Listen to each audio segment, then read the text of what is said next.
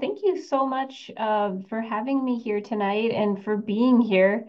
I'm hoping that, I'm hoping this can be more of a story and discussion than me just talking about data. I have this study that we've been doing that I want to share with you because the results are pretty interesting. And I put a bunch in here, but I think that the discussion that can happen is usually more interesting and important than sometimes what we prepare ahead of time. So I just want to open with that to say, I hope you feel comfortable at any time stopping me and asking questions. Does everybody know how to unmute themselves so that you can ask a question? I want to make sure you feel comfortable doing that. Otherwise, if you want to type your question into the chat, that's fine too, however you want, because I think the chances are that if you have a question, someone else probably does too. So it's important to talk about it. Anyway, so I loved hearing all of the wonderful things that Mikhail is doing down in at New Mexico State, and I loved hearing about soil testing and soil moisture storage because that all has to do with this talk here tonight. I'm a soil scientist, and I work on crop production up here.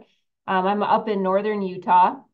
This picture in the background is of our research farm. And over the last few years, I've been doing a lot of research on cut flowers because we've had a lot of folks farming them up here.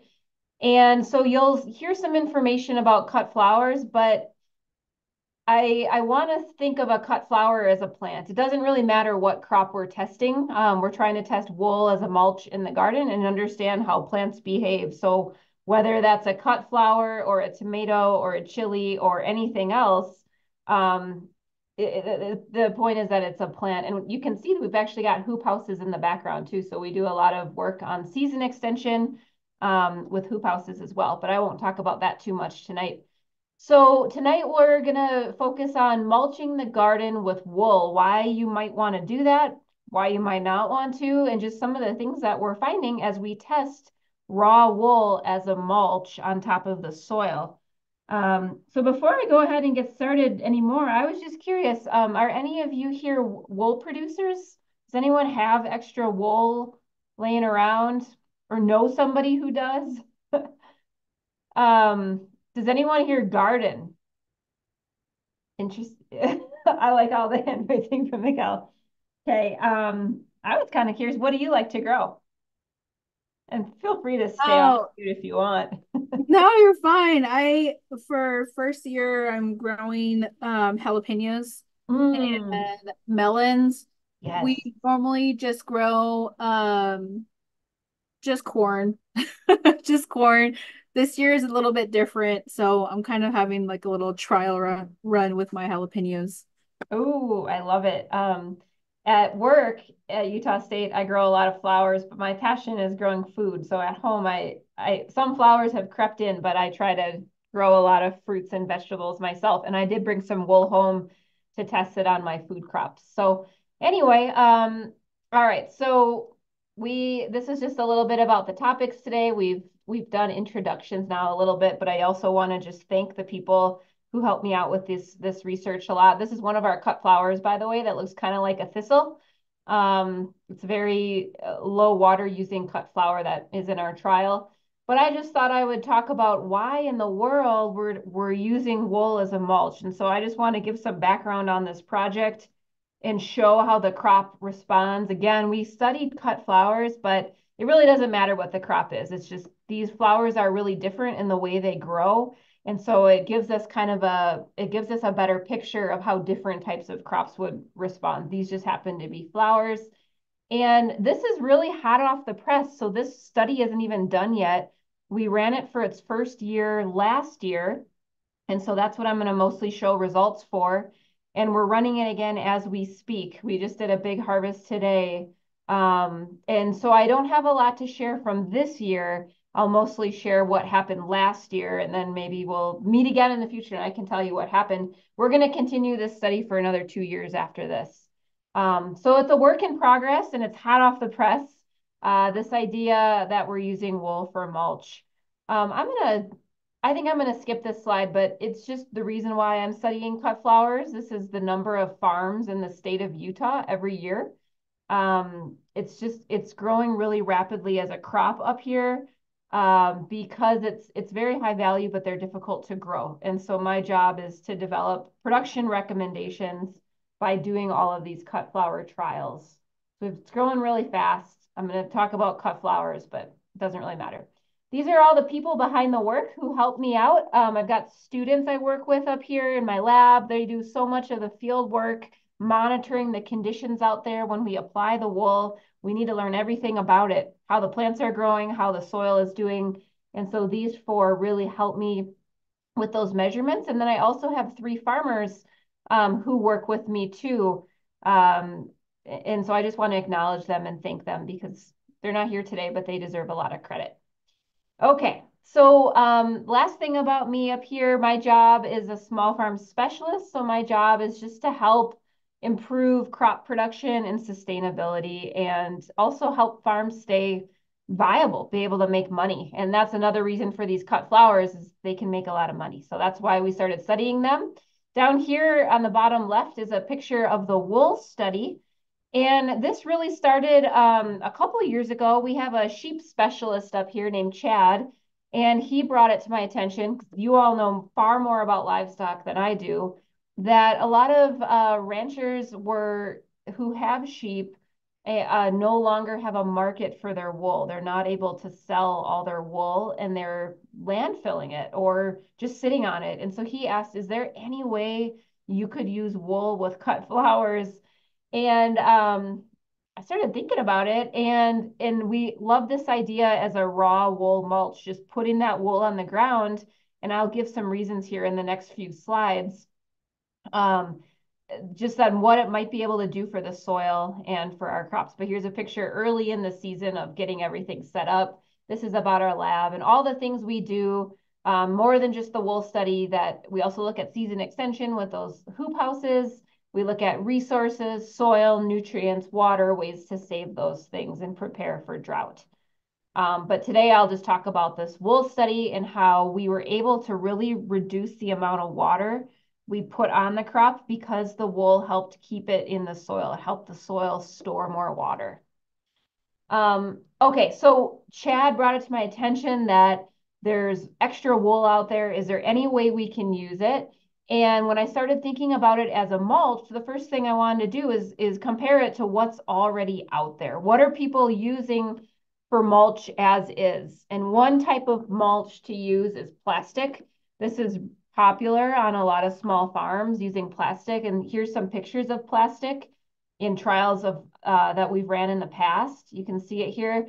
On the far left is black plastic mulch, as we call it. It's a thin black plastic that will lay down, and you have to replace it every year. But the reason farmers use it is because it helps keep the weeds down.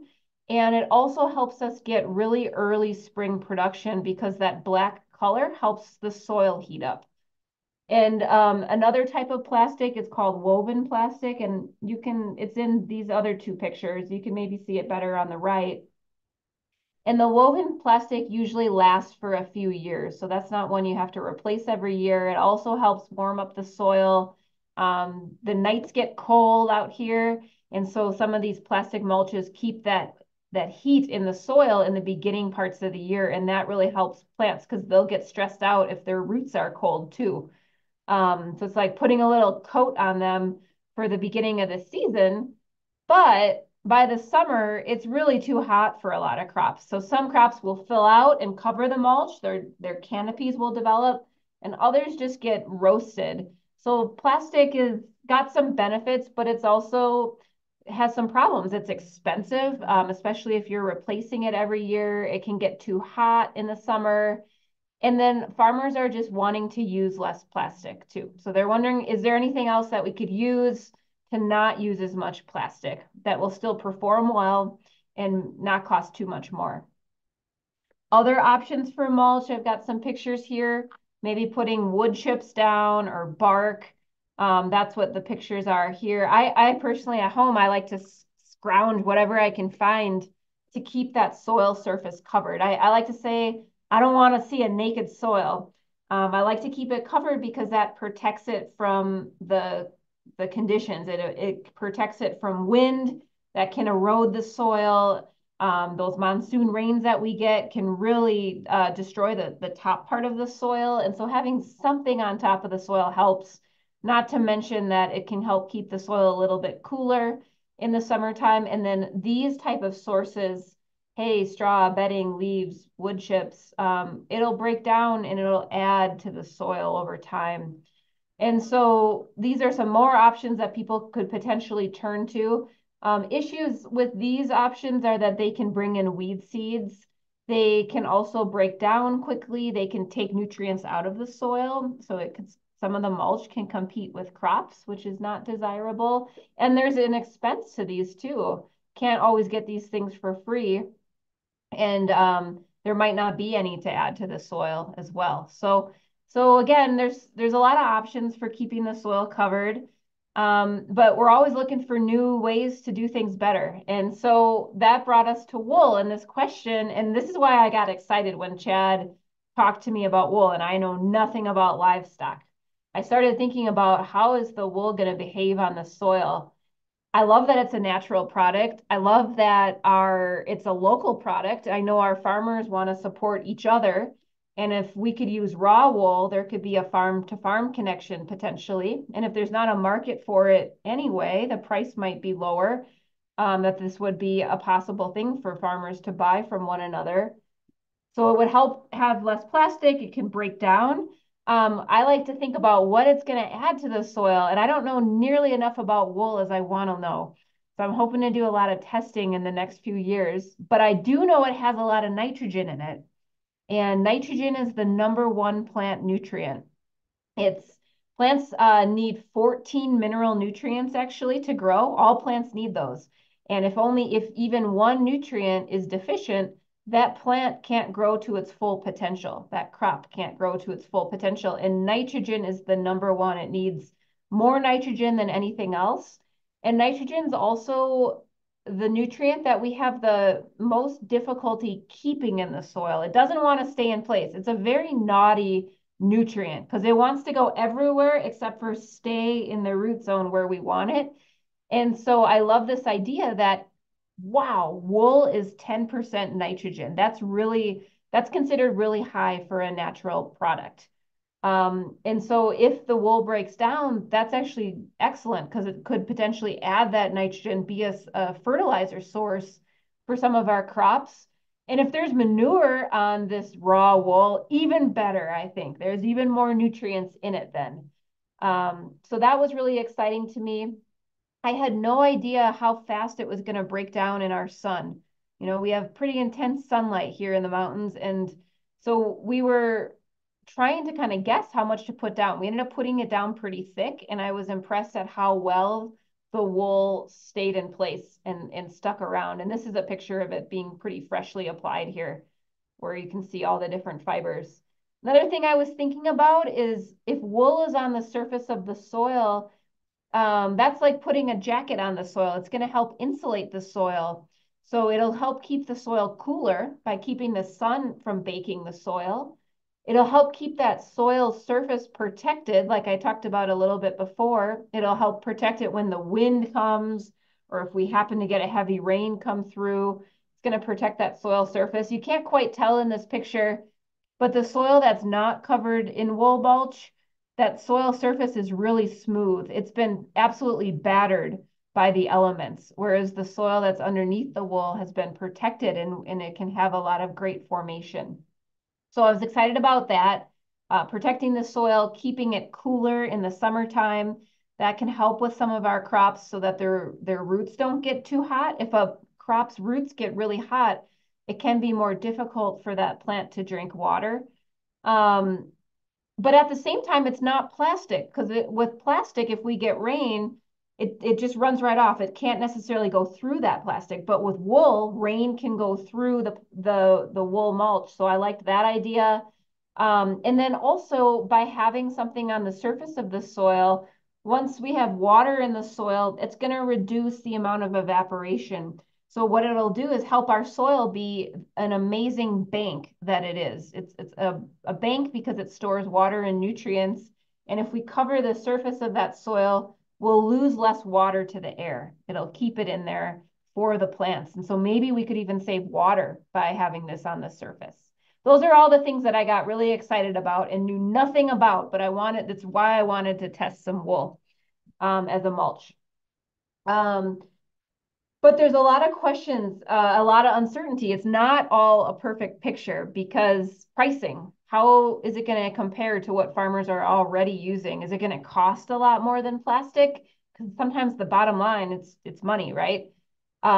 Is it going to break down really fast in our sun and not last the entire growing season? Or is the wool going to stick around and then be in the way next year? That's something I didn't know last year going in, and we learned a little bit about this question over the last year and a half. Other questions is it good at suppressing weeds, or can the weeds just grow right through it? Is it going to make it hard to harvest the crop that's growing in the wool? Wool is really heavy and bulky. Is it going to be tough to transport it? Is it going to be hard for farmers to sell to one another? How much water can it really save? And maybe is it going to change the yield of our crops at all? Could it increase, decrease yield? I'm not sure. Maybe some plants won't like it. Would farmers and gardeners accept it? And I'll talk more about that coming up. But I will say when we first apply the wool, and if we get any rain, it smells like a wet dog. And I don't mind that. I've got 2 dogs, but maybe some might not like that. I don't know. But this is my house, by the way. And I told you I brought some wool home after we had extra from our trial. I did that last year and I did that this year. So this is a picture from last year. Here's a bed with wool, and it's about, I don't know, 4 or 5 feet wide by 20 feet long. And I put tomatoes and hot peppers in it last year. This year, there's some of the wool is left over, and I put squash in it. And then I brought new wool home and planted potatoes in the new wool this year. So I'll talk a little bit about how that was. Anyway, so that was all the questions we had going in. I still have questions, but we answered some of them, so I'll talk about that. And but just to formalize it, the goals of our study were we were going to test 6 different cut flowers. So that gives us an idea of how different crops respond.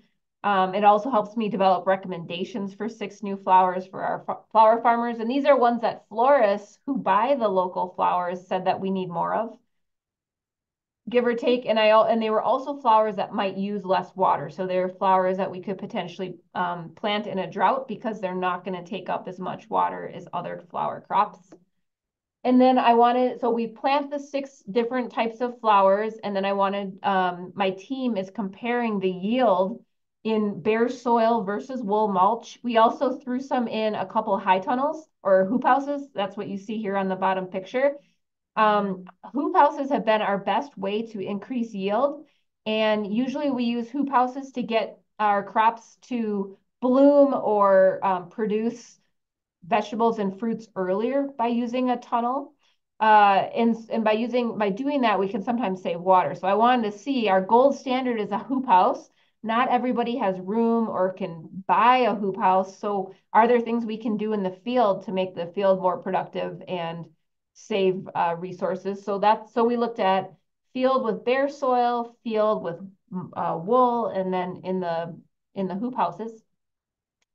And then we limited the water. We only watered twice per week, no more than 1.5 inches of water per week. And we've pretty much been at 1 inch of water per week. And I'll talk about how much water that actually is.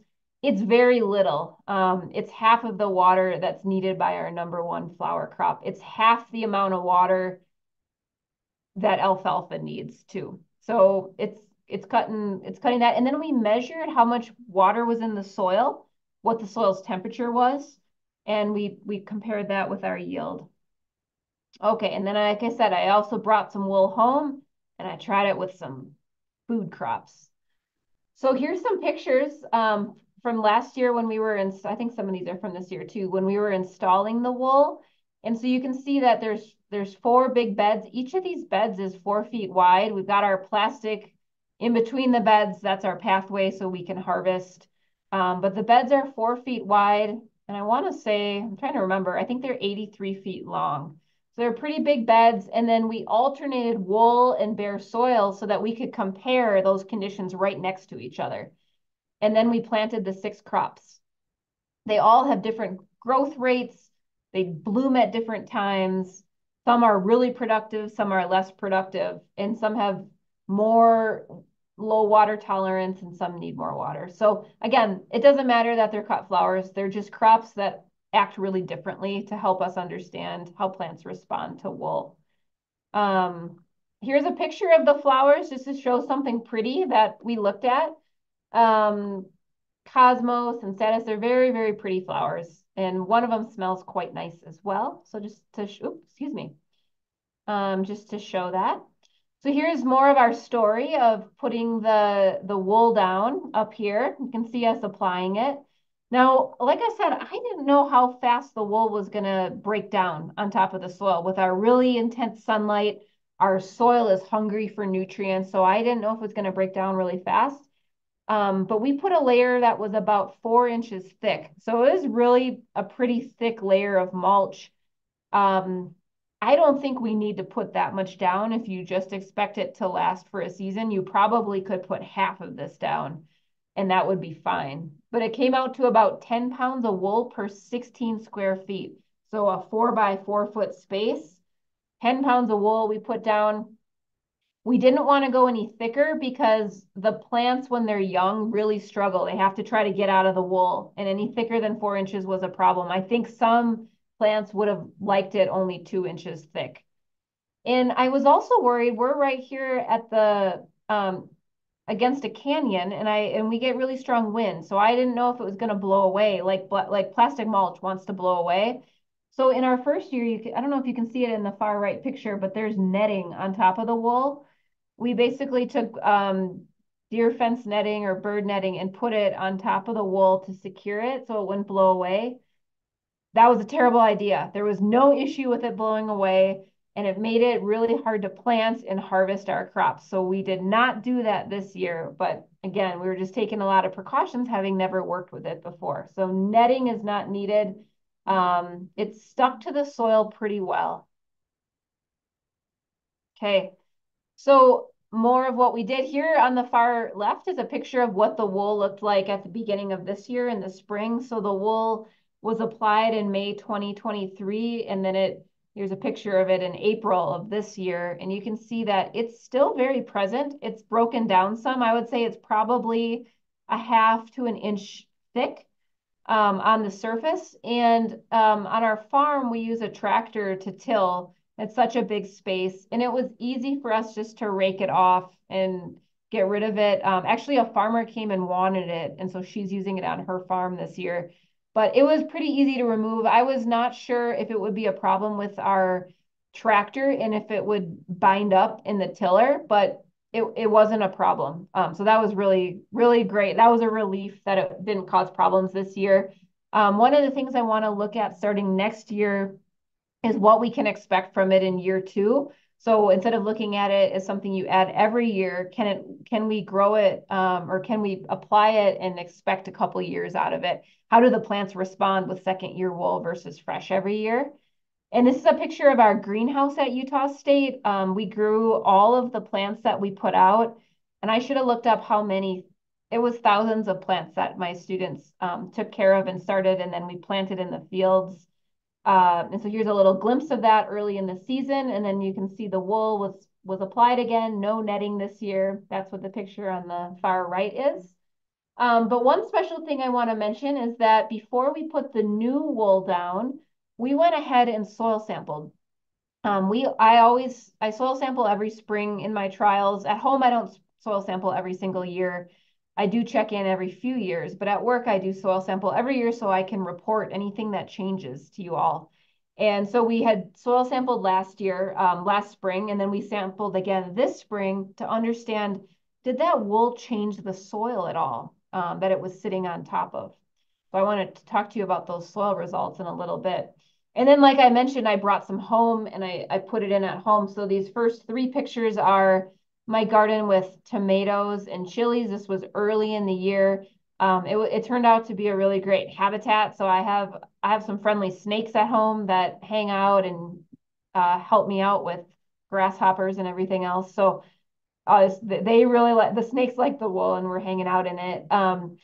Not in a bad way though. Anyway, so here's the wool from last year, and then there wasn't enough. I've got 3 rows of potatoes at home, and there wasn't enough to do it all, but I put a little bit of wool on either side of this middle row of potatoes this year.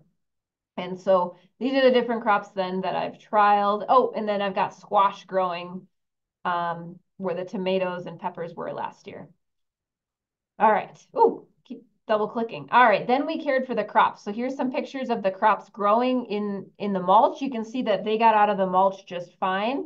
They're getting bigger. There's 6 different crops here. That's why these parts of the bed look different. Here they are growing through time. This picture in the middle is later in the season now, and the flowers are getting bigger. And then at home last year, here's the picture of those tomatoes growing in the wool mulch just fine. Again, we didn't irrigate very much. And with these flowers, we were harvesting 1 to 3 times per week. So here's what happened. All of that to say what happened. Okay, here's some observations that we found. The wool, like I mentioned, did have a smell. I don't mind it. I've got dogs, like I said, but it did smell like a wet dog for probably 2 weeks. And some people might be picky about that. I don't think the farmers would mind that too much, though.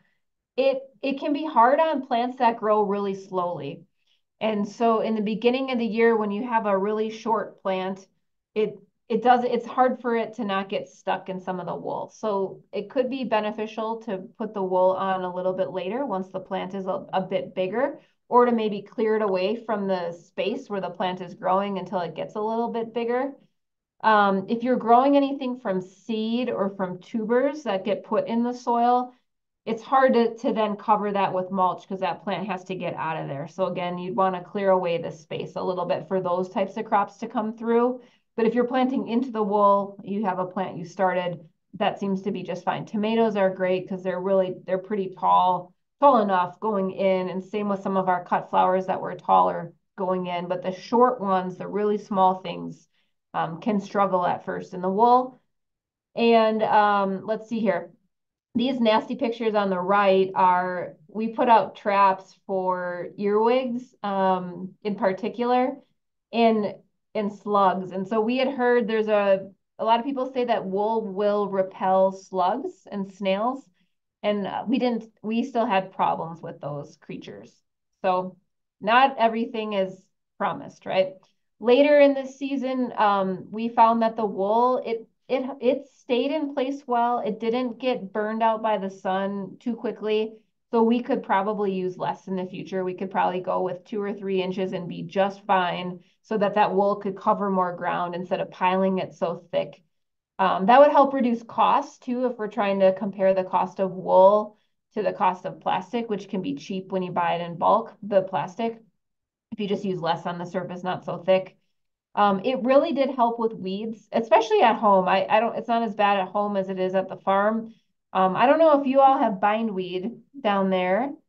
Okay, everyone's got bindweed, right? Bindweed can get through anything. I mean, it can get through concrete, right? Cracks in the concrete. So wool isn't going to stop it. And it was hard to pull the bindweed out of the wool. Not hard, but adds a little bit more time. Um, Beneficial creatures liked it. It was a habitat. It stayed in place fine. At home, I have flood irrigation, and the wool stayed in place just fine. It didn't wash away. And one other thought is that some crops really like warm soil. And so if the wool is put on too early in the year, it'll keep the soil a little too cold. So just thinking about if you're going to use it as a mulch in your garden, what are you growing? What kind of conditions do the plants like? Because if you might want to just think about that with timing of when the wool gets put on. So I think for us we had frost until mid-June this year. Usually it's done by mid-May.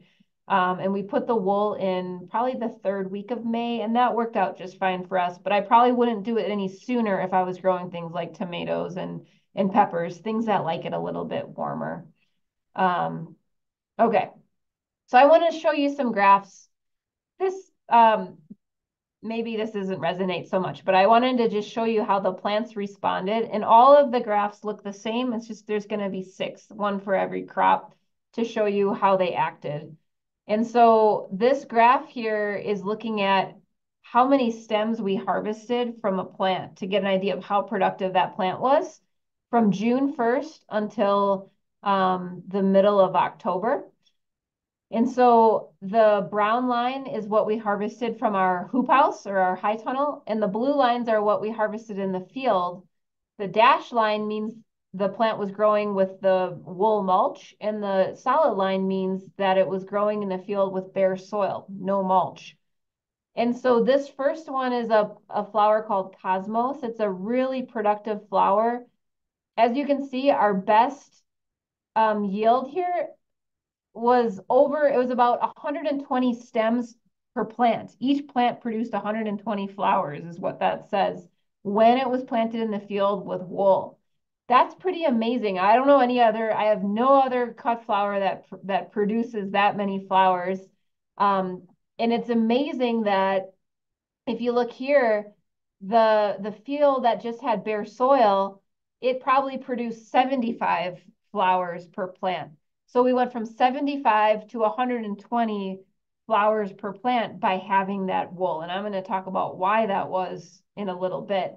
But that's amazing. So the wool helped our yield. We restricted the irrigation, so we weren't watering very much. We had the wool down, and it allowed that plant to produce.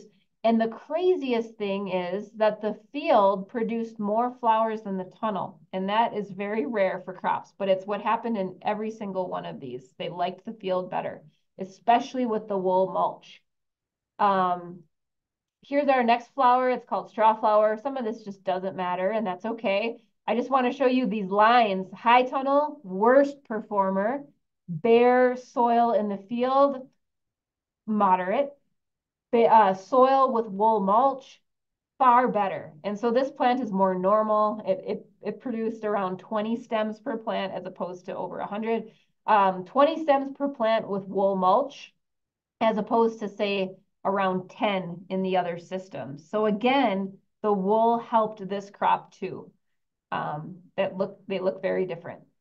Here's that one that looks like a thistle called Centaurea. And Centaurea is an interesting crop because it doesn't bloom for a very long time. These are all late blooming varieties that bloom from the solstice until the frost comes. But Centaurea is one that it really just likes to bloom in July and August, and then it's done. And my lab is happy because then we have one less thing that we need to harvest every day. But same story, different crop. High tunnel performed okay, 5 stems per plant.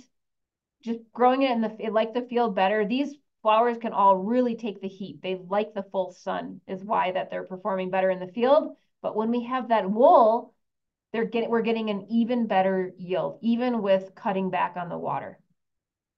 One thing with the Centaurea I want to mention is that my students call it a bumblebee party because when we go to harvest, we feel really bad because there's actually so many bees on the flowers. And they're even when we put the stems in buckets of water to take to market, there's still bees on the flowers. They just love, love, love this cut flower. So I had that picture there.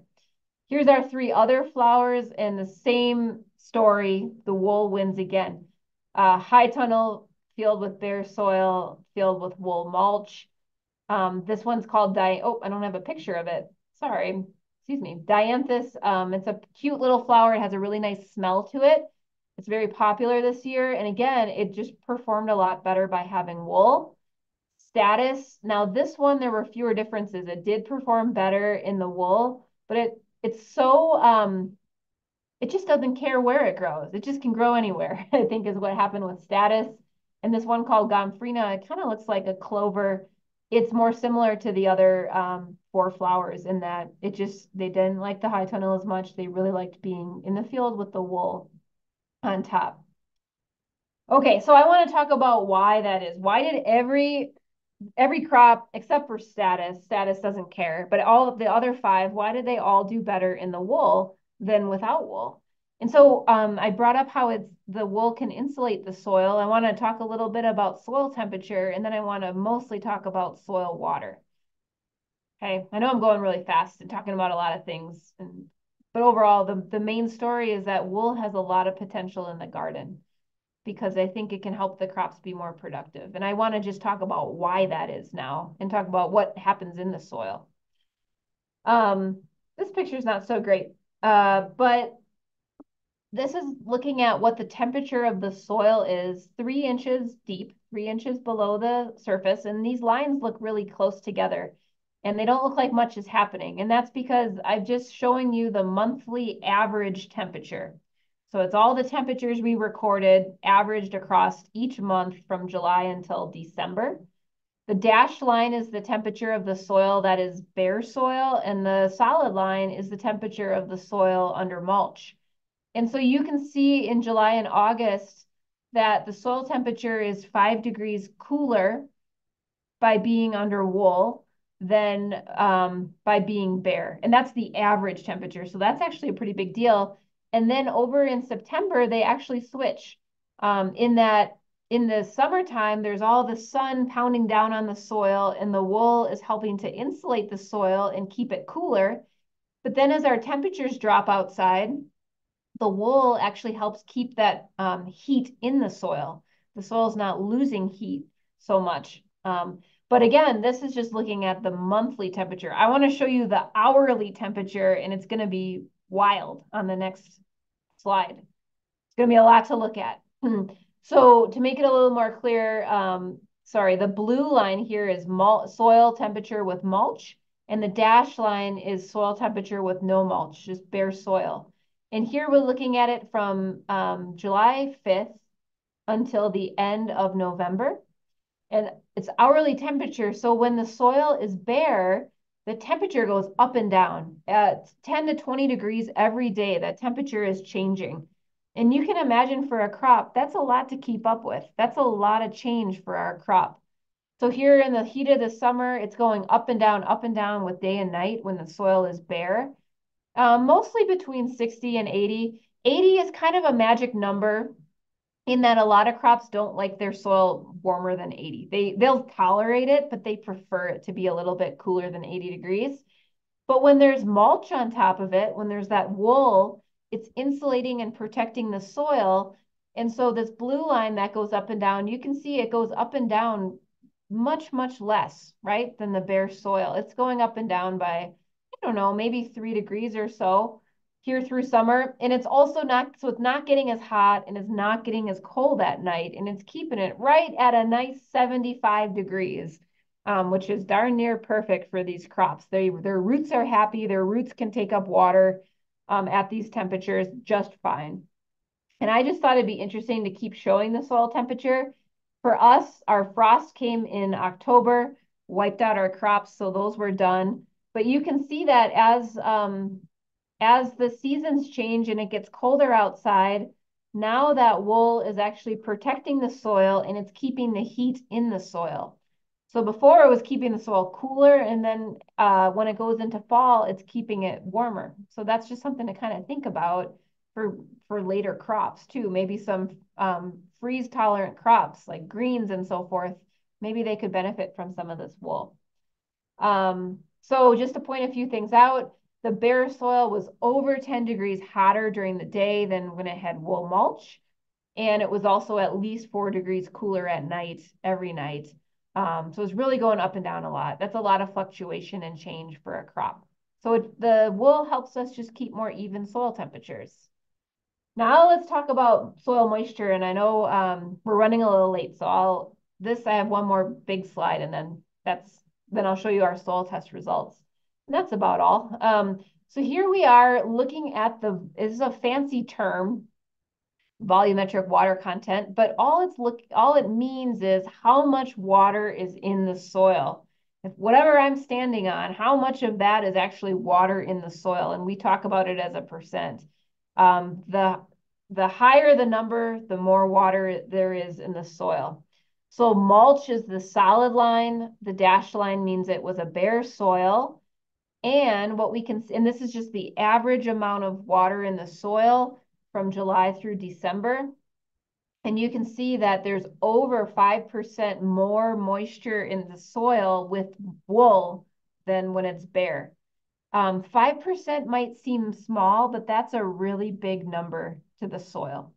That's about 25% more water in the soil. For a plant, so in our soil, a plant would die if the water got down here at about 8%. And it really likes it when it stays around 16%. 16 to 24% is perfect for plants. So this, you can see the wool one, even though we cut back on watering, we didn't give these much water at all.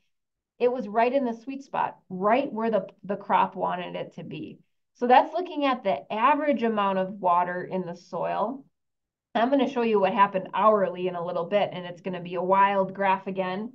But thinking about what does 5% more moisture mean? That means in our 1,000 square foot bed, we have 100 gallons more water in the soil. 100 gallons. So if you're trucking water in to water, imagine being able to take 100 less gallons of water over. That's a pretty significant thing. If we think about just the amount of water, the gas to bring water somewhere every at a time, the muscle to apply it, that's a lot of water that we're keeping in the soil. That this shows. Now, this is just one soil that we're testing, and I'm really hoping with this next study that we do, testing wool, maybe I can convince some folks to put wool in down by you, and we can put some soil sensors in to understand with your soil, which is a little different than ours, how is that going to change the moisture dynamics? How much water is going to be held in that soil? Just some options to be able to test it a little more over the region. But we had to start somewhere, so we started with one soil. Now, here's my wild graph again. If I can show you what's happening hourly. These are our sensors that are measuring from the 5th of July until the end of November how much water is in the soil. And again, this blue solid line is mulch, so the wool, and the dashed line means there's no mulch. And so the water, it goes up and down. Every time the water amount goes up, that means we irrigated. We had we had rain a little bit here in August and then a little bit here in September, twice in September. And then it really started here in the wintertime. But each of these is our irrigation. So we put the same amount of water on the bare soil and the wool, but you can see that we're recharging the soil a lot more when we add water to it. So we add the same amount, but because the soil started off a little bit more moist because it had the wool on top, when we add water, it goes up to here. Whereas when the soil is bare, there's so much water that's leaving the soil. It's evaporating back into the air, and that depletes the soil. The soil moisture goes way down, and we give it water, but it can only go up so much. We'd have to add twice as much water to get it up to where the soil is that has wool. I don't know if that makes sense. I hope it does. Just this idea that we're depleting the soil because we weren't putting much water down. We wanted to stress out these flowers and see what they do and how they respond to the wool. And I mentioned how the plants really don't want to get down to 8%. To them, that is danger zone. That's when they wilt and they don't come back. So you can maybe be there for an hour, but you don't want to spend much time there. And overall, we weren't too much in that danger zone, but we really don't want to be that close anyway. We really want to be at least at 16%, up to 24%. Anything above 24% is a little bit wasteful, actually. So we want to be right here. This is our sweet spot for these crops in this soil. They really like being in this green range. And you can see that by adding the wool, which helped conserve water, it helped us store more water in the soil, we stayed in that green zone. So it's not even surprising that all 5 of those crops grew so well with wool. No wonder they had a lot more water to work with, and they were able to yield more, except for status, which just doesn't care. That crop didn't care. Okay, so that's about what happened with the water. We stored 100 gallons more water over 1,000 square feet when we used wool. So we were able to save water by adding wool to our soil surface. That gets me so excited for its potential as a mulch. And then we did a soil test this spring to understand what happened to the soil. So last brain bender, and then we're done with numbers, I promise. We tested a few things. The first things we tested are pH and salinity. So pH is how acidic or basic is the soil. The numbers go from 1 to 14. And when you're right in the middle at 7, that's neutral. Plants like it around 6.5 to 8. They'll tolerate other pHs, but this is what they like. And so our soil in Utah, in the Intermountain West, in northern New Mexico, we naturally have a soil that's a little bit above neutral. It's naturally a little bit alkaline or basic, however you want to say it. And it's not a bad thing. It's just that's how our soil developed. The parent, we like to say the parent material of our soil, what our soil came from, it had a higher pH. And so it's just natural that we run a little bit high. I was happy to see that. So bare soil is kind of our initial conditions, our baseline conditions, and then having the wool, what did the wool do to it? So there's no change that happened in our pH up here. Good news. Now, salinity. Salinity is an issue here in the West, and that's because our soil, it's because we don't get a lot of rain and snow. Other parts of the country would have salinity things to think about if they didn't get so much rain, but the rain washes all of their salinity away. Here we don't have that luxury. And so we had salt, having salinity or salt in the soil is something we have to look for. And it's important because a lot of our plant nutrients actually count as salt. So we don't mind having some salt there. The problem is when there's too much salt. So our usual threshold when we're growing garden plants is a magic number of 2. We really don't want the soil salinity to be greater than 2. Plants can still tolerate it, but a lot of them won't reach their full potential. And so at our farm, we do some pretty intense management to keep our salinity low. When too much manure is applied or too many fertilizers are applied, this number goes up really fast. So we are very careful with our nutrient management at the farm. So our soil being at 0.5, 0.48, that's actually really good for up here. And you can see that when we applied wool, it increased it quite a bit. Not, I mean, I shouldn't say quite a bit.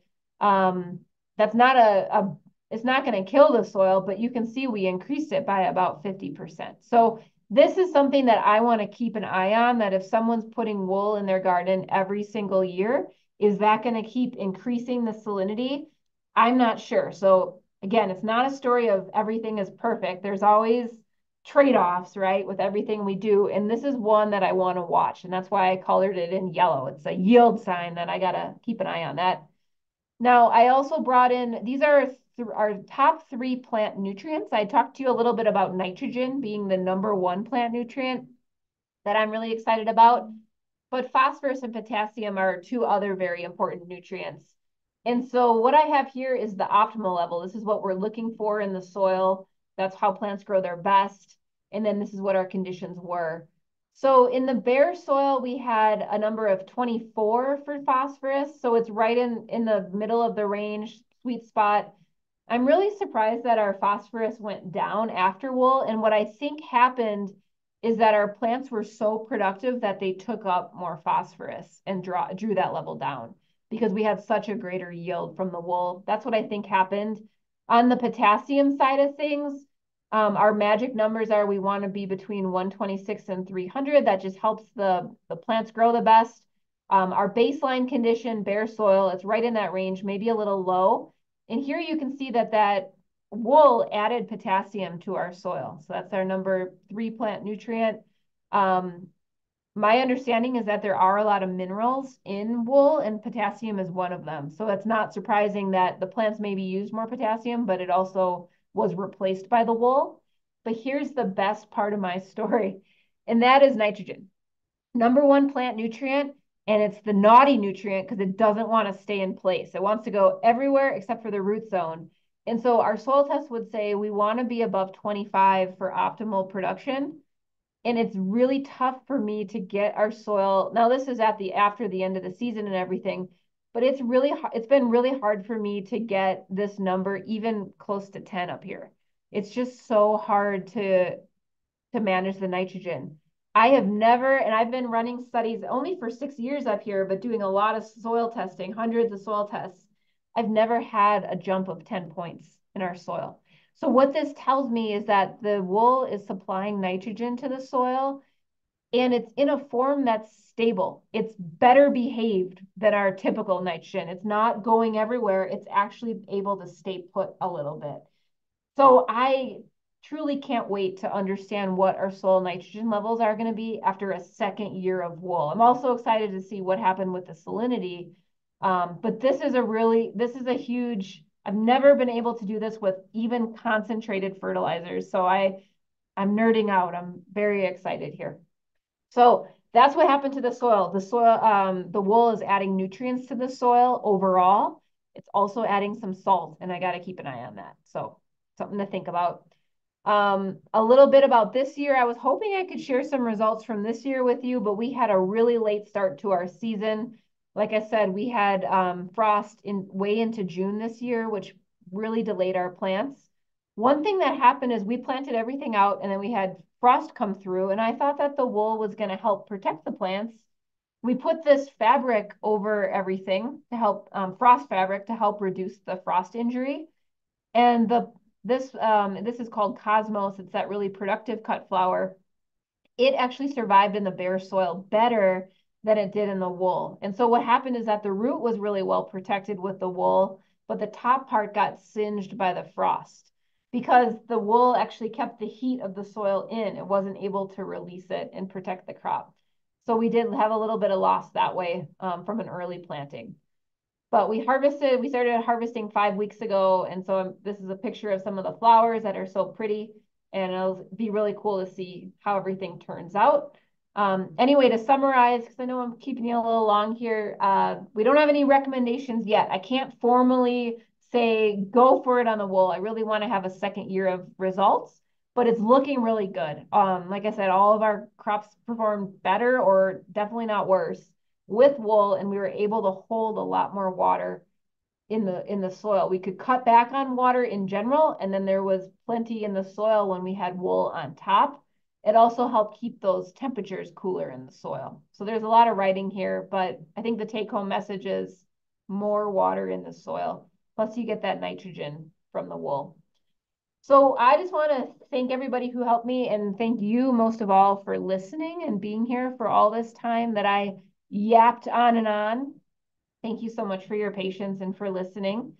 Um, I do have an evaluation for this talk, which is right here, but I just wanted to stop and ask if you have any questions, and if you have to go, that's totally fine too, to sign off quickly. Um, but yeah, do you have any questions, any suggestions, any ideas, anything you want to share? You guys are more than welcome to unmute yourself, or you can insert your questions in the chat box. Yeah, however you feel most comfortable.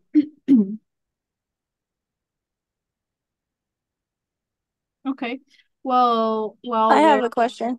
okay, Oh, go wonderful. ahead. Hi, my name's Arlesia, and this is pretty amazing. Sorry I missed partial of your presentation, but my question is, what type of wool from what I should say, what type of breed of sheep did you use for the wool?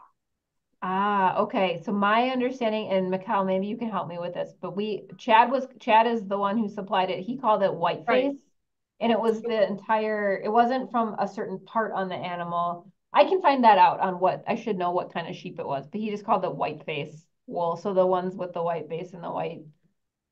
Oh, there's a lot of breeds. There's a lot like that. Oh, Yeah, okay. I there's a was I'm I lot. was sorry. thinking I was wondering if it was a Navajo because they have a lot of wool. That's why I was asking. So I know it was not a Navajo Chiro. I know it was, I think USU keeps like two, two types, um, a lot in great numbers. And so we use like the one of the very common ones. And I can find that out. I should have written that down so I can tell you right off the bat, but Kind of looks like coarse wool to me, but there was some ram's wool in there too. I'm trying to think if there's a better picture to just end on. Um, we didn't stick with one fiber length or density or anything like that. It was really just he had it packed in bags, and then we took it out, weighed it, and put it down. So there was definitely ram's wool mixed in. That had a stronger smell to it. These guys also didn't graze.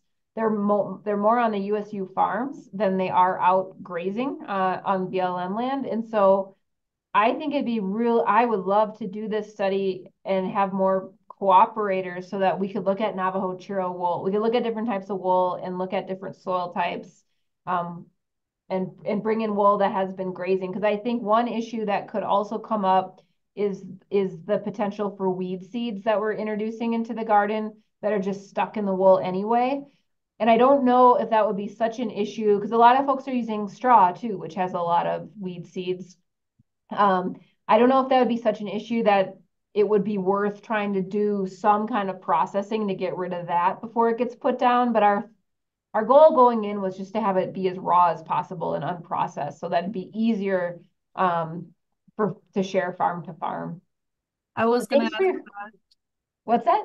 I was gonna ask that if you had, some debris that were left over on the sheep, because some producers out here are just open range. Yeah. They accumulate a lot of like cockabarrels and a lot of, debris whenever they go into high areas where they catch a lot of like stickers and um cockabarrels and stuff like that, and if that ever interfered with your crops. I think that that is a potential drawback that we should really look at. And Yeah. even if we didn't do, because when you're doing a study, we have to limit the number of variables, right? That we're testing. We can't, I want to test all the things and I can't. But even if we did kind of an analysis of the wool of how many hundreds of seeds are we expecting to come with it, that could help us kind of calculate what an issue that would be or not. We could also just formally test it by having cooperators sites to just see how bad that is. One of the things that we were trying to measure with the students was every time they weeded the trial, they timed themselves. How long did it take to weed the bare soil? How long did it take to weed the wool soil, to kind of get an idea of that weed pressure and so forth. But no, this picture looks particularly clean. I guess wool is rather photogenic, but I would say that there was definitely a lot of manure and urine on it, but there really weren't weed seeds, and that's a great thing to test in the future. Yeah. I do have another question, but I do want to like have it have folks other have questions of their own. So I have a quick question. Oh, sure, wonderful. go ahead. Yeah, Terrell here. On your nitrogen levels, what species of nitrogen did you measure? Was it a collection of all of them, or was it like nitrate, nitrite, ammonia, Ooh, I ammonium? like it. Good question. We tested nitrate. We also test ammonium nitrogen. So nitrate and ammonium are the two forms of nitrogen that the plant can take up. Okay. And so those are the ones we tend to. We didn't do total nitrogen. Um, so our nitrogen is pretty much undetectable, but it was the nitrate nitrogen that had this result. And thanks for asking that question, because I No think problem. we didn't know that there would be such a boost this way. And in the next set of studies that we're going to do, we put in a lot of money for soil testing. So I think looking at total nitrogen, that's just Hmm. in the soil in a form, maybe in an insoluble form that the plants can't necessarily take up, but it's present there, would be the Interesting. next thing to take a look at. We also need to do more testing of just the wool itself to really Hmm. understand what it kind of the before and after of what it has in it and what it's contributing to the soil directly.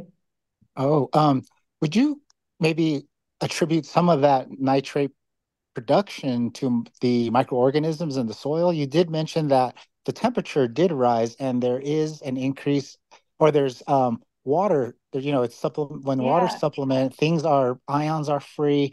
If there's warmer temperatures, microbial activity is usually attributed to, increased microbial activity is a product of increased temperature. Yeah, they're definitely more responsive at a warmer temperature, and the wool made it a better environment for the microorganisms. They have more water. I mean, it's a tough life being soil bacteria or fungi or any True. of those things. So having a little more moisture in the soil and having better temperatures definitely can help. The nitrogen would have to come somewhere. They wouldn't be producing it themselves. but they Okay. absolutely are part of that process where they're breaking down the wool and Hmm. making it into a plant available form like nitrate. So I think that would be another really Yeah, that's an team interesting up with a aspect part. microbiologist to just look at how do those communities change in the soil too. Definitely. Yeah, I great. find that interesting. I have a microbiology background, so I was Oh, really curious about that. oh, that's so cool. Yeah. So yeah, I like your study. It raises some very some additional interesting questions. Especially about the um, nutrient part and some of Yeah. the data, which the increase in nutrients is really interesting, I think. I'm still blown away. I've been sitting on these data for a few months now, and I I saw that still and I get just was like, just shocked wow, when I see them. Um, yeah, it's amazing, and I think every time we do a study, we almost leave with more questions. You know, we set out to answer some questions, but we end up just having more that come from it. But that's great. yeah, thank All right, you. thank you. Appreciate it. Appreciate your responses. Thank you for your question. So is there another question? May, I see that you're unmuted. Do you have a question? Yeah, thanks. Um, yeah, I just wondered, we have a lot of drip irrigation that we do. We don't Mhm. do flood or anything like that. I just wondered that would uh how that would work out, or if there if it would Yeah, influence the outcome I want to show a differently. picture if you can see it. So the trial here at Utah State, that's all on drip irrigation, and most of my garden is on drip irrigation too, but some of it gets flood. So this trial, the results that I shared are all drip irrigation, and we put the drip down and we put the wool on top of it. I think that if the drip tape was on top of the wool, some of that might get hung up in the wool initially because the wool has such a high lanolin content. I'll tell you, my hands have never been so well lubricated as the time that we apply this. Um, because of that high lanolin content, I think that the water would go through it reasonably well. We found that it did with the rain.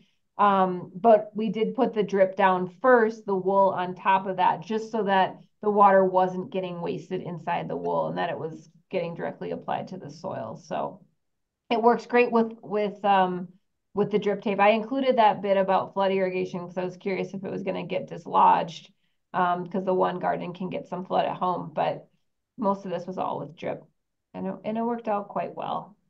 We did get some rain that was hung up in the wool because we did apply this in May, and then our rain came in August a little bit last year in September. And so when we look at the soil moisture levels after rain, there's a little bit less recharge with the wool on top, especially as it degrades and that lanolin isn't there as much. Some of it can get hung up in the wool, but I don't know if that's a total loss or not. I think some of that would help the wool then break down by having it moistened that way.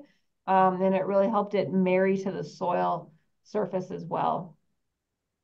Trying to think of anything else with drip. I guess a challenge with drip too could be if you have a leak, it might be hard to know if it's covered with wool.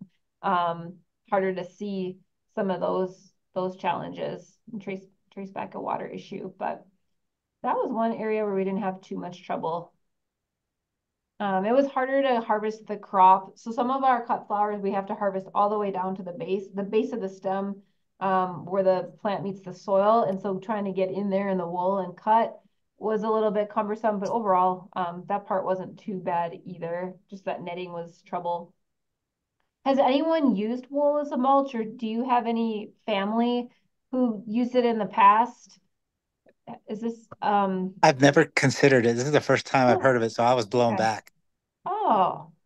Okay, I've heard As some well. folks have tried it before, so it's not necessarily a new idea. I'm thinking of trying it because, especially for a lot of climate change happening, this would be a great idea for keeping the soil content and the I think the wool would definitely provide a lot of nutrients for any type of plants. And I was just thinking, did you just do I'm sorry, I missed out on most of it, but Oh. my question was, did you do like tree seedlings? Because we do a lot of restorations, and that's what I was pretty curious about. I love that you brought up tree seedlings because the answer is no, we didn't test that. But I gave this talk, or similar talk to this in April down when I was in Monument Valley, and that was what one of the audience members brought up was using it with orchard trees and trying to get them established and have more water. And I thought that was these are amazing ideas. Our next So after this year, when we continue the trial for the next couple of years, we're going to start using perennial plants, not tree plants though. So perennials with wool to understand those moisture dynamics and just the longevity. And then I also am going to add in other treatments. So we'll be comparing wool to bare soil, but we're also going to bring in plastic mulch too, just to understand how it directly compares with plastic. Um, but I love the idea of expanding it to other crops, and that's where other crops, other soil types, other sheep breeds. I think all of that would just really make for a well-rounded picture on what's happening here. So I just think that'd be a great idea and want to keep that in mind in case someone down in the southeast might like to join our trial and test that. So yeah, I think that makes a lot of sense. That'd be really So, cool. this is me. I just wondered the strips that you were working on, that's 4 feet across. Is that what you said? And Yeah. then how many lines of drip irrigation did you put under? That's a great question. Yes. So the beds that expose soil here, that's 4 feet across. We do 4 feet across because we have to harvest a lot and we can reasonably reach in 2 feet from either side. If it's wider than that, we can't harvest efficiently. And so in our case, with our drip irrigation, we put down 4 lines so that we can have it less than a foot apart for these flowers.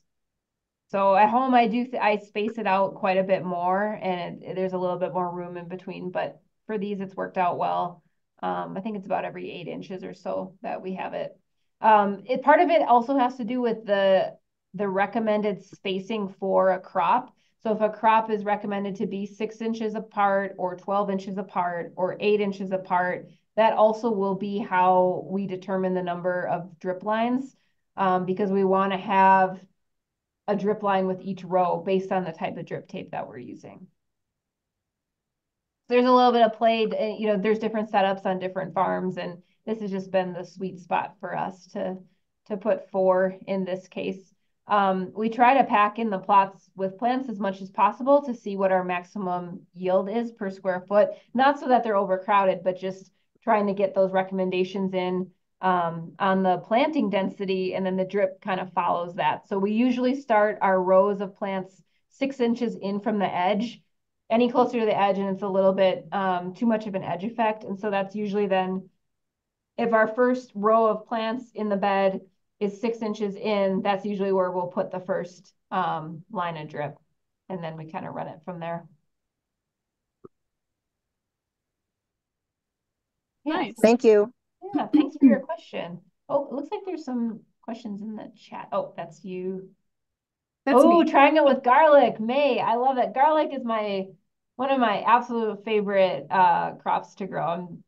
At home, I'm just so passionate about garlic. So yeah, I think that'd be really interesting. I don't know. So with garlic, planted in the fall, I put a lot of leaves on top of it and different things to mulch it in, and it always grows through just fine. I'd be really curious. It just seems that shoot is pretty powerful. I'd be really curious to know how it does getting through the wool in the spring. That's a neat idea. I noticed that when the water isn't quite perfect on garlic, I've been working on my garlic genetics for a while because I don't like peeling very much. So I try to select for the largest cloves. So my garlic generally has 4 cloves per bulb because they're so big.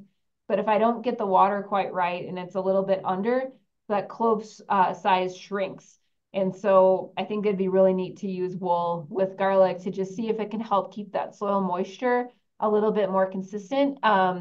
And have large cloves. as a result. So great comment. Yeah, well, yeah, I want to try. I've got some source for the big bulbs, and so that's why I don't want to ruin anything. So I'm hoping it'll give me some advantage. Yeah. Yeah.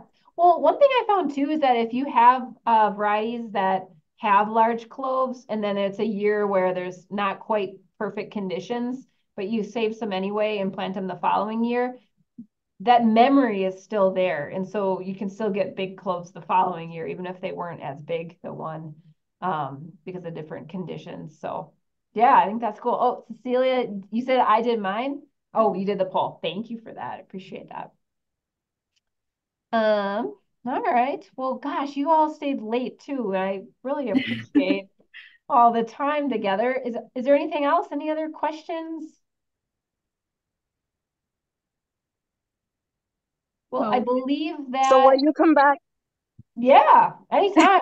Let me So know will you when I come back can. next year? Yeah, You'll that's have me, I what I will. was just thinking and what I was just going to suggest. So we would love to hear what your research is for this year and share it till next year. And hopefully, we'll get a lot more recommendations and see if a lot more producers are more involved and have them get into this type of production. So I really like it. I really enjoyed everything about your presentation.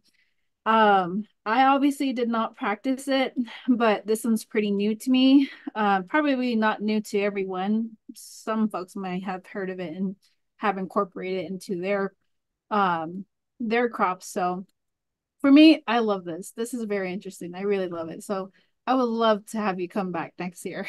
Oh, I would love that too.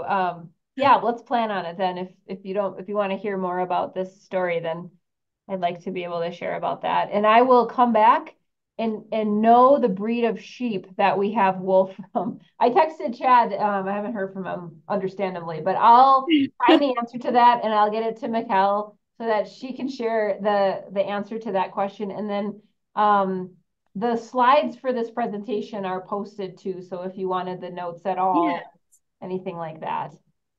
Yes, and yes, so I do have the presentation slides. So if all of you guys are interested, it's going to be on our website by end of next week. So be on the lookout. I will go over some housekeeping and just kind of share with you guys some upcoming events right now and our website that's operating right now. So look into that. There are other presentations a lot of other folks have done before that they were willing to share their research. So I'll go over that right now. Elaine, if you want to stick around, you can. If not, then you can go ahead and exit out, but that's totally up to you. I just want to say a big thank you for providing this presentation. And that will be our presentation tonight, you guys. So if you guys have not yet already submitted your poll, please do so. That would really help us out to kind of give a feel of what you guys want to see more of. It just won't have to deal with garden, but also livestock. Not livestock, then what is it? Windmill repairs or for are you a rancher? What are you looking into? And if you're a gardener, what do you want to have us more go in depth in? So definitely give us your feedback and we'll go ahead and continue on. So all of you guys are now seeing is our next training. This is the livestock first aid training. This is the second time that we're providing this training. Last year was the first time. This one is just for basically everyone. And I am kind of getting the feeling that all of you guys raise sheep. And maybe if you live on a reservation, we don't have much access to vet clinics, and it's really gets really hard for us to even drive over there and request for an emergency. So really, we have this training for you guys to kind of get a feel of how to, if your sheep has accidentally gone through barbed wire, like little mending cuts and bruises that you can mend with a livestock first aid kit bag.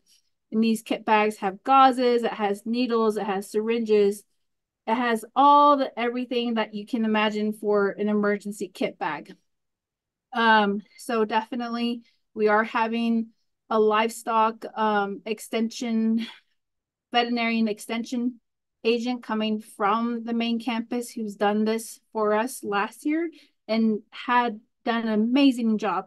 So he's going to be doing this presentation for us. It's an all-day thing from 10 to 4. So if you are interested, next week it's happening on August 23rd. It will be held at Dene College South Campus in Shiprock. So if you're around that area, definitely swing by. If you plan to attend the full day training, you do get a kit bag. Um, well, for that matter, yes. Then next year we should have like 2 workshops left to go. But definitely if you're interested, swing by. Our registration is closed, so you can just come on by and sign in at our late sign-in sheet. But that's something that I wanted to share with you guys. And if some of you are just not sheep producers, we do have a webinar on understanding and minimizing pregnancy loss in cattle. And this one's going to be presented by another specialist coming from Utah State University, and that's Dr. Seacrest. And he's going to be sharing his information on September 4th, from starting at 5:30 p.m. through 6:30 p.m. So just a heads up for everyone on here who are new, all of our webinars start at 5:30 p.m. Mountain Time. But this is one of them. We did have a food gathering summit, if you guys are not aware of, that was happening, that is supposed to happen this week on the 15th and 16th. This one is just a bunch of native food health and demonstrations and prepping native foods. It was pretty interesting. There was a lot of hands-on demonstrations, and we had a lot of folks that have done PowerPoint, but really resourceful information all the time that we had one last year, and it was pretty great. So this workshop has been postponed. If any of you guys on here pretty much had put on their calendars, we're sorry, but we had postponed this to November. So this one's going to be canceled this week, but we're working on it to get all the logistics done for in the month of November. And for, I'm sure you guys are gardeners as well. We do have fall gardening tips, and this one's going to be presented by John Garlish. He's a Bernalillo County 4-H agent, both agriculture and natural resources. So he's going to be providing some fall gardening tips. He's very, very, very informative, and I really enjoy his presentation, and I'm sure everyone on here will enjoy it as well. So if you have your phones out and you're on your laptop, scan this QR code and go ahead and register. I do give a heads up to all those that have registered for our webinars an hour early and 30 minutes early as well. But if you're on your phone and you're watching us now, don't worry, just head over to nsa.nmsu.edu and scroll down under our upcoming events, and you shall see our fall gardening tips webinar registration link there. So there's not only that, but there's also more information of upcoming events, like just what Dr. Stock just had mentioned, that Chad Page is one of the USU sheep and goat specialists. He's also going to be providing information on sheep and goat, covering the basics of external and internal parasites and how to control them. So we'll have him in October, and you'll see his information on our website as well. So moving on from our upcoming events to this slide here. If you reside both in the, or not both, but if you reside in either Eastern Navajo Agency or Northern Navajo Agency, we have developed a conservation planning program. If you're not aware that BIA requires conservation plans to be implemented in grazing permit requirements that folks on here on the reservation that they apply for and that they want to have their animals graze on these permits is that they have to have a conservation plan. So it gets really complicated, it gets really technical, and it can be, you know, overbearing to look at these templates of theirs from BIA. So our project, we help individuals provide them technical assistance. Either they're ranchers or farmers, and we help them sit with them one-on-one to help develop a draft of their conservation plans. So we do this free of charge. And this email, the NSA project at nmsu.edu, don't email that. I was supposed to update that. But we do have the email to Miss Shirley Toth. She is our specialist, our NSA project specialist, and she handles our conservation planning program. And she will be happy to help you out and get you scheduled if you are located in the Eastern or Northern agencies. So, or if not, if you're not located in either one of them, if you have family members that are pretty much, you know, in the process of trying to renew their grazing permits, and of course, conservation plans have to be renewed, definitely let them know of our program. We do it free of charge. So we have techs that are obviously out in the open, and they're also helping producers every day. But if you guys fill out the polls, I would really appreciate it. I do look at them. So if you have any questions or suggestions regarding the conservation plan program or the presentation, definitely, you know, comment on there. Or if you just want to say this is really informative, that really helps, because then that way I get to have her back for next year. And we also have Facebook page. So we're called the Navajo Sustainable Agriculture Project. If you look us up on Facebook. And this is already recorded. All of our webinars are recorded and will be posted on our YouTube channel. And that is also called the Navajo Sustainable Agriculture Project. And we also release a bi-monthly newsletter that has all the USDA programs, the local programs that Cibola, McKean County, and San Juan has to offer, as well as upcoming events and our project partners events as well that we like to share with everyone. So other than that, thank you everyone for sticking around. We kept you long, a little bit 30 minutes after it was supposed to be closing, but I'm really glad that you guys all tuned in. You guys are very talkative, which is great. I love that. So I just want to say thank you all, and I hope to see you guys the next go around of our webinars or even our in-person events too. So Thank you. Everyone. You guys all have a good night.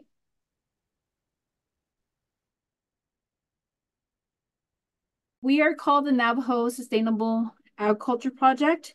We are based out of New Mexico State University Cooperative Extension Service.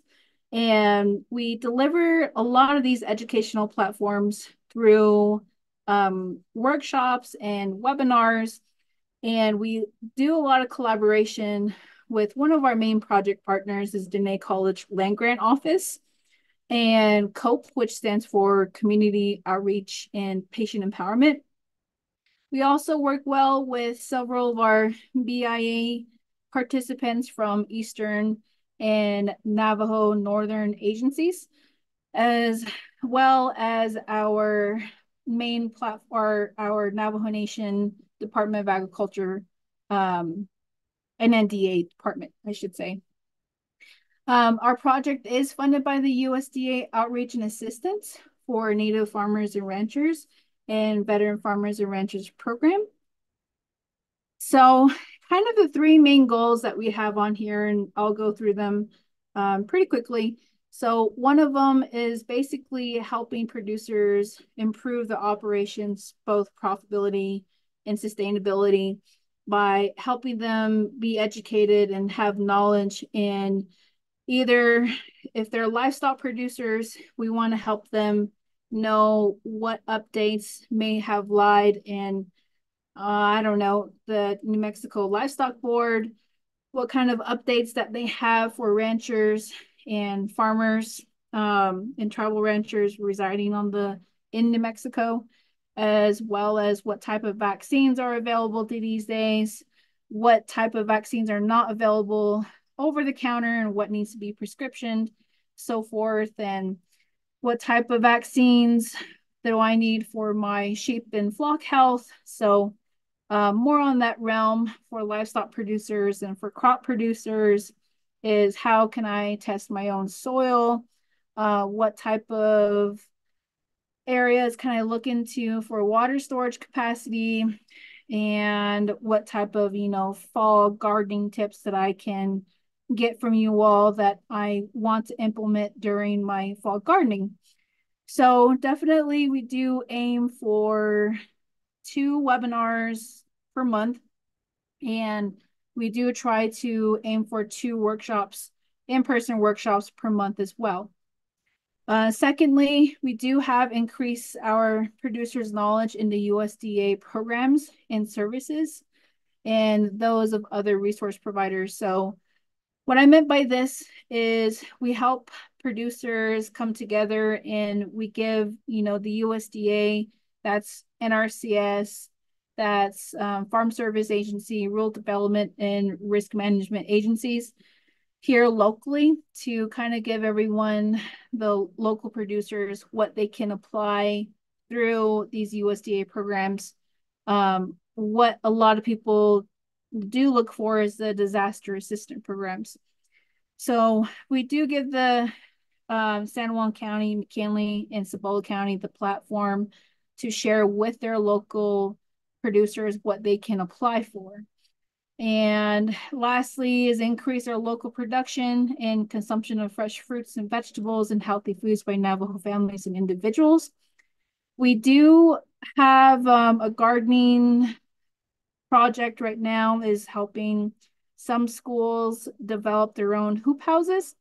So we're slowly getting into that, as well as, we're always trying to give the platform to our project partners who are pretty much familiar and are in that realm of gardening, to share with you guys what's new, how they can help you as far as tips goes, spring gardening preparations, and so forth. And not only do we use our COPE partners and our land grant partners, but we also look at our partners coming from the main campus in Las Cruces, which is from New Mexico State University, those that specializes in horticulture and gardening. So they do a lot of, that's their realm, and that's when we bring them down and we help them, we have them